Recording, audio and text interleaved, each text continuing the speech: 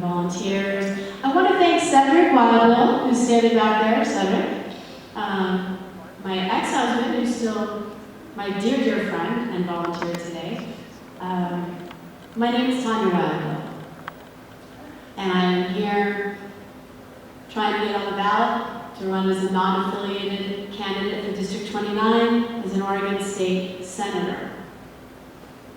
I ran briefly as a Democrat, and then I ran briefly again as a non-affiliated candidate, and I pulled out when a friend came over for tea and let me know that her 14-year-old niece was threatened to be killed in Boise, Idaho because of which way her parents were voting.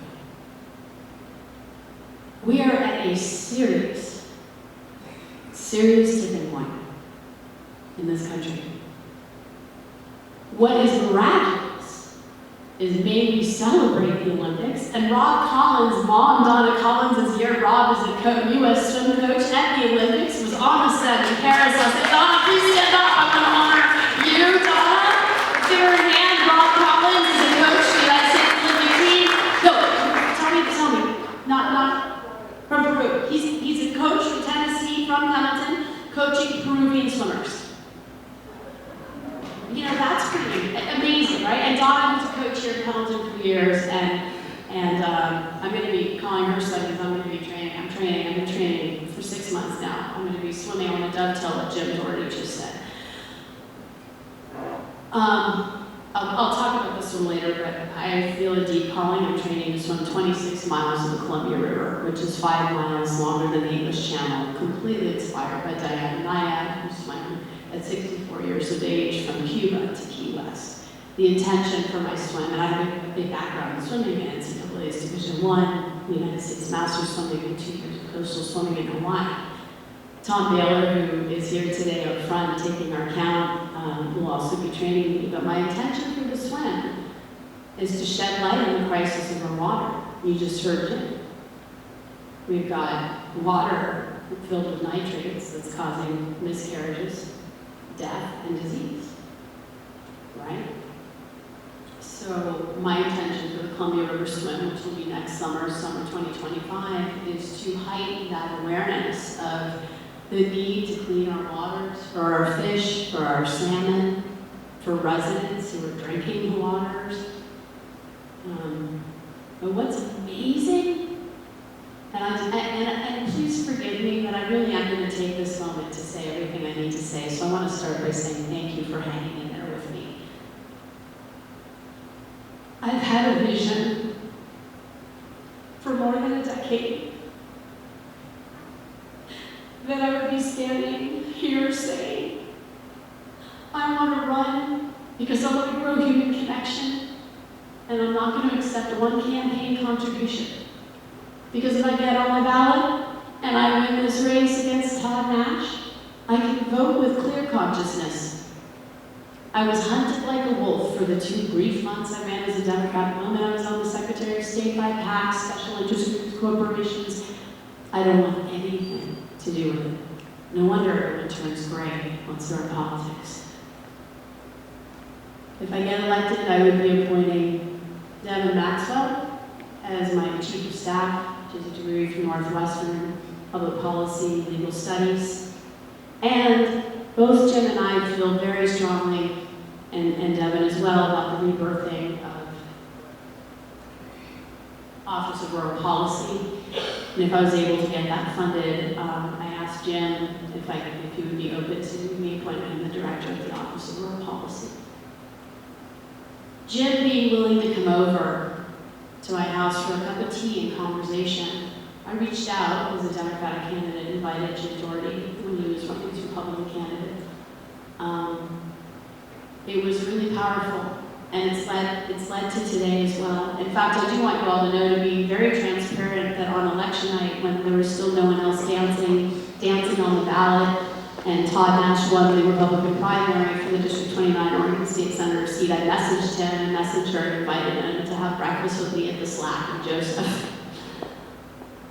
So I had a really meaningful conversation with Todd Nash, and I let Todd know that I'm not open to public debate. Debate creates divide. I let Todd know that I'm open to public conversation with action steps that leads towards solution and not divide. So I own it. I've got a notebook. I've got glasses.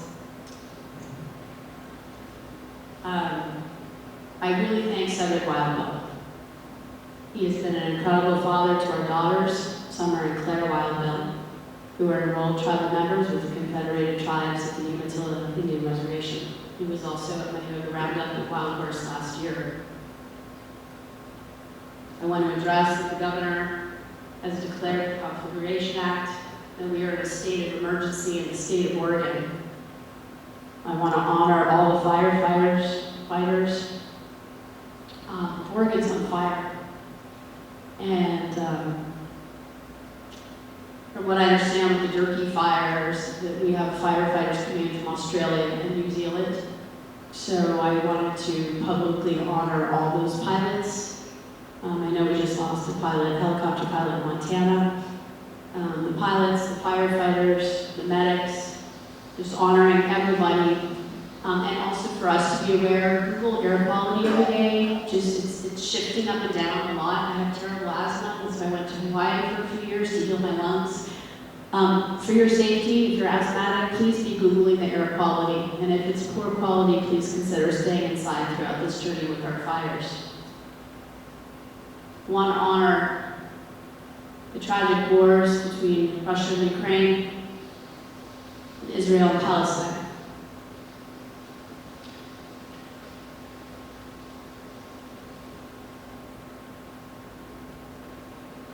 So today, I want to start with my thank yous. I want to thank Pat Beard and his amazing team. Doesn't this look amazing? And the convention center, they really, 2028 presidential journey here. I mean, it looks great. No, I've had a vision of a Peace Pilgrim campaign, walk across America and have dinner parties and just listen and not accept $1 and sleep in a tent. I really think that sounds awesome. And Creative Science helped me with my vision of the logo, and I want to attribute the logos to Creative Science as well. I want to thank Luke, Deputy Director, and his staff, Lydia Pluki, who came in all the way from Salem. They are here today, and I'm so thankful for them being here, even though we did not get to 250. We are starting something. My intention was to hold space. I really practiced non-attachment to outcome. I knew that whoever was supposed to be here today was going to be here, and that regardless of our number, that together we're holding space for change, for unity, to bridge the divide. And on the first day of the Olympic Games, where the world came together last night, that we're together right now. Please turn to your friend or wave at someone next to you, behind you. Make a new friend today, even in the dark. Just wave at somebody right now. Just say hi. I do know we have Republicans, Independents, Democrats, and non-affiliated right now in our group of 50, and that's beautiful. If a man gets hit by a car on the side of the road, are we going to run over and be like, are you Democrat, Republican? No, we're going to call 911, we're going to get down on the ground, and we're going to come together and help someone who fell on the side of the road. This has to stop. We are at a serious tipping point. I was talking to the young men at Dave Chevron, and they're losing friends because of which way people are voting. One nation under God, indivisible. Indivisible is the Pledge of Allegiance in the United States. Our Pledge of Allegiance, indivisible. So my intention today is that we're creating this wave. We're creating a wave of something new. I don't know what the solution is, but I felt compelled.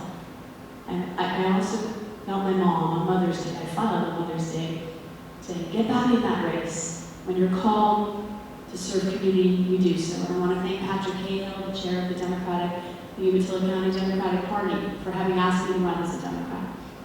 And really the heart of why I left is I knew I had to walk my own path. I knew I had to not accept money. I knew I had to do something different. And you know what? It's a little bold and courageous, but we're doing it. We're doing it. We're doing it.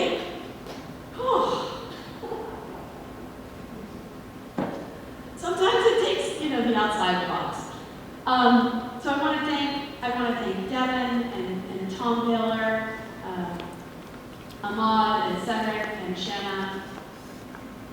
I want to thank Robert, Bobby, and Jim Doherty and Shannon McLeod. Today is also an amazing circle of life for me. In 1992, I had a mentor in New York City. I was going into news as a reporter, and my mentor at Fox Television in New York City, where I was working, said, "Listen, it's an election year, and the best way to find your first news reporting job is to work at both the Republican and the Democratic National Convention." So in 1992, I worked for CNN in New York City at Madison. I'm born and raised New Yorker, and I ended up growing my life here since 1995.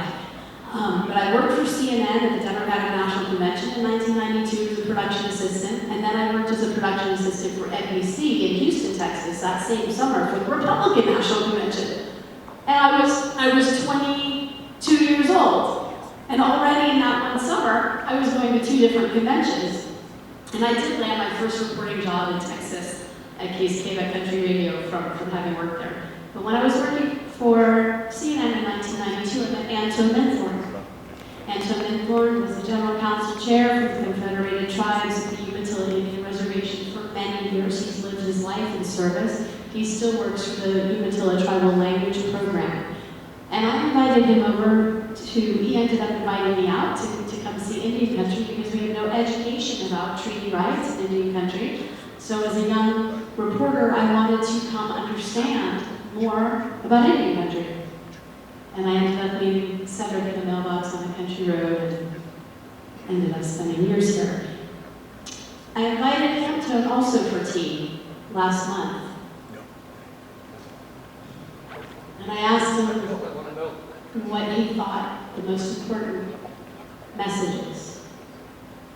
That we're at a time that we need to shift from litigation to negotiation.